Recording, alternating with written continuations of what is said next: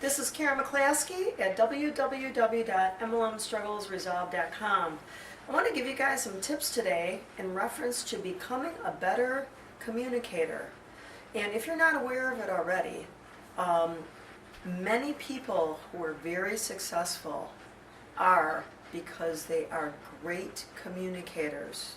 And of course, most of them, they conduct a lot of public speaking, which a lot of us are nervous about doing. But a couple tips for you, which I was reading something recently, and it really kind of, caught me about how this does make sense.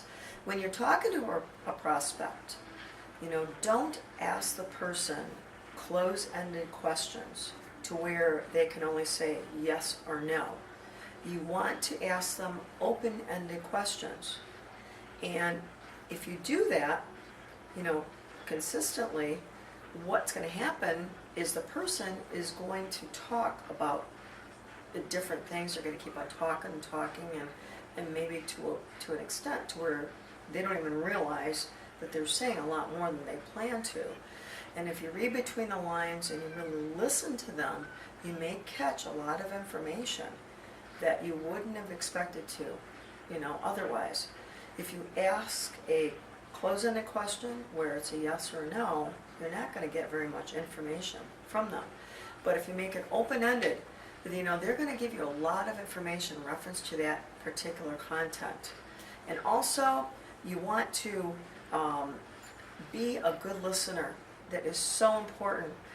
What I have done, and I'm trying to teach myself to get better at this, is when I'm having a conversation with someone, to listen more, to be more a little bit more laid back, more calm, not so anxious to get into the conversation or to jump into the conversation, but to really listen to the person.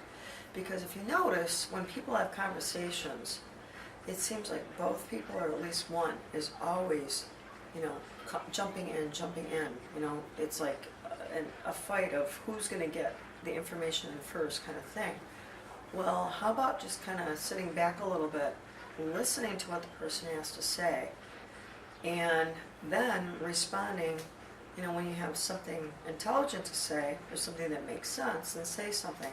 Otherwise, why even really say anything, unless they're asking you a question. But you can discover that you'll be able to learn a lot more about a person, and you'll get a lot more information from people if you just learn to listen more. Once again, this is Karen McClaskey at www.mlmstrugglesresolved.com.